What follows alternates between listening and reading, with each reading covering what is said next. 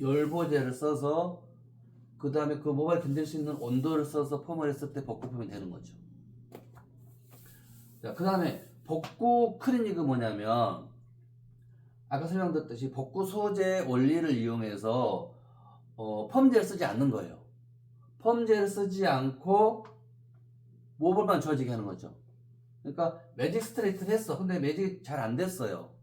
이럴 때 벚꽃 클리닉으로 올레티 벚꽃 클리닉으로 머릿결을 매끄럽게 하는 거죠.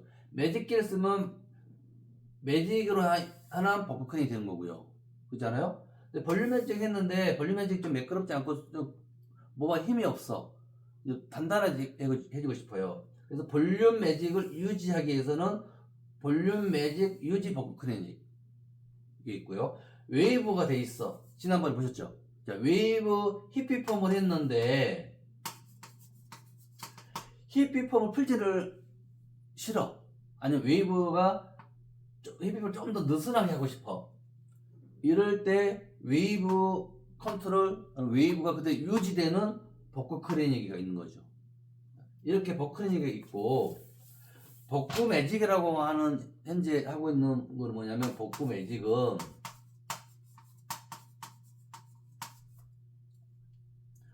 그 모발에 펌제를 쓰는 거죠. 펌제를 써서 환원을 하는 거예요. 그리고 나서 벚꽃 클리닉 제품을 써가지고 매직을 하는 게 벚꽃 매직인 거죠. 그잖아요. 벚꽃 매직을 펴는 거예요. 스트레이트로. 벚꽃 매직으로 이제 환원을 해서 펴는 게 벚꽃 매직 클리닉 이제 펌이 되는 거예요. 그러면. 그죠? 자, 똑같은 개념이 똑같은 단어를 가지고 조금씩 다르게 쓰고 있는 것 같아요. 그래서 제가 그 벚꽃 펌, 벚꽃 클리닉, 벚꽃 매직 클리닉 펌에 대해서 그 블로그에다가 개념 정리 해놨거든요. 그래서 보시면 우리가 하는 이제 벚꽃 매직 클리닉 펌은 뭐냐면 예를 들어서 여기는 곱슬머리예요. 얘는 기연부야. 이럴 때 여기는 펌제를 사용해서 환원을 하고 여기는 벚꽃 클리닉 하는 거예요. 그건 올레트 벚꽃 클리닉 펌이 되는 거죠.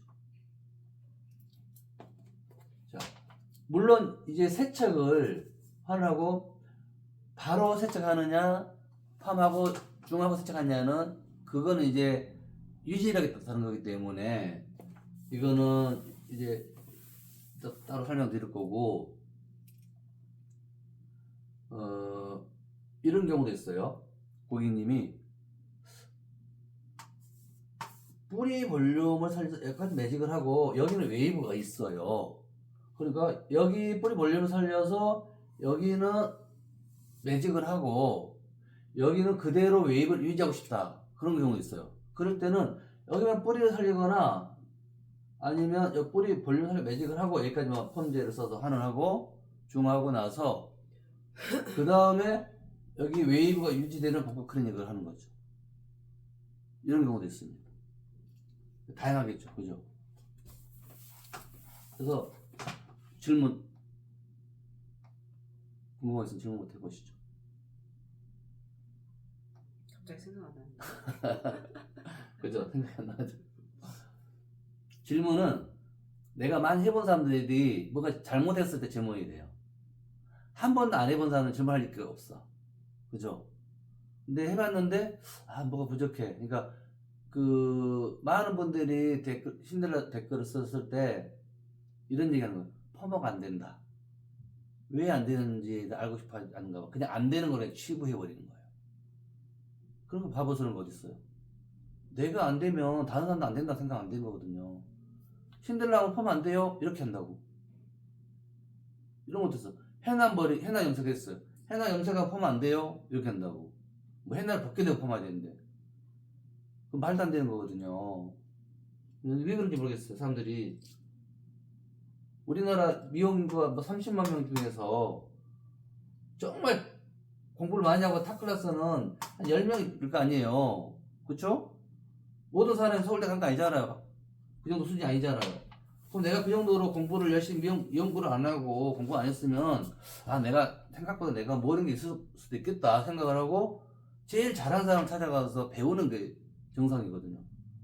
우리나라에서 손상없는 열퍼, 복구펌, 복구매직, 복구 클리닝펌 개발한 거를 김성규 모니터인데 나한테 배워야 되는 거 아니에요.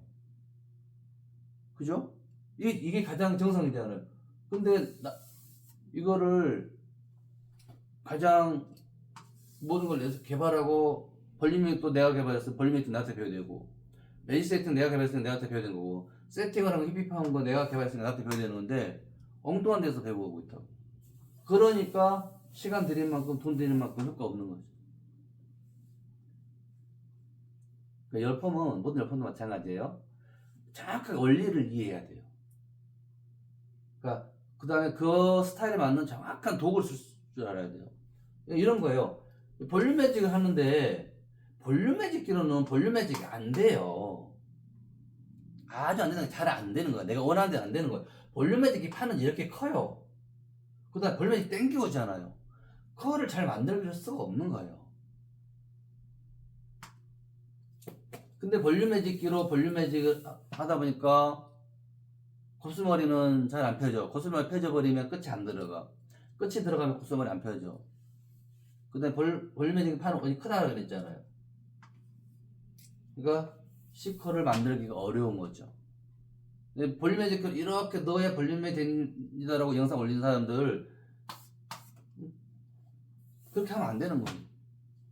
도전 방법을 있는데 자기 차례에서는 그 최상이지만은 도전 방법 아닌 거잖아요. 그래서 이런 거예요. 여기가 나무가 한 그루 있어요. 근데 여기를 잘라야 되는데 톱으로 잘라야 될 거를 도끼로 가리키면 얼마나 오래 걸리기 힘들어요. 근데 이 작은 가지를 도끼로 한번 탁 자르면 되는데 이걸 또 톱으로 자르면 얼마나 비효율적이에요. 그죠? 그런 것처럼 어떤 펌이든지 어떤 스타일이든지 어떤 도구든지 그 스타일에 가장 맞는 걸 썼어야 돼요. 그걸 알아야 되거든요. 그러니까 매직 스트레이트, 아이런 펌, 디지털 펌, 키 세팅 펌, 이 각각 세팅 펌 도구에 대해서 테크닉, 그 다음에 사용하는 온도, 시간을 정확히 알아야 되는 거죠. 근데 많은 명사들이 뭐에 헤매고 있냐면 연화에 헤매고 있어요. 그죠? 제가 미용사들한테 25년 전부터 열펌은 연화를 하면 안 된다. 로또 감아서 연화 보는 게 말이 되냐고요. 꺾어서 연화 보는 게 말이 되냐고요. 당겨서 연화 보는 게 말이 되냐고요. 전혀 과학적인 근거 없는 방법이에요. 열펌은 환원을 보는 거예요. 이 시스템 결합이 이렇게 끊어지게 만들어야 되는 거예요. 여기를 끊어지게 만들어야 되는 거예요. 붙어 있는 거를. 그다음 산화 적용해서 얘를 어떻게 하면 다시 붙이는지 하는 산화 적용해서 정확하게 이해해야 되는 거죠. 그 다음에 이 작용이 각각 어느 정도 데미지 레벨에서 어느 정도 pH 알칼리도가 있는 펌제로서 이게 환원 작용이 되는지 이걸 알아야 되는데 이걸 눈에 보이지 않는 걸 모르니까 자꾸 뭐 로또 감아서 이렇게 감기면은 연화가 잘 된 거예요.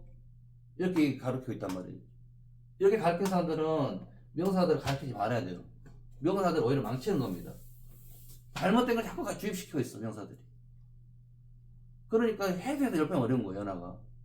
연화가 어려우니까 손상된 뭐가 어렵대요? 두렵죠. 머리 손상될까봐. 열펌은 연화를 하는 게 아니라니까요. 환원을 하는 거예요. 환원을.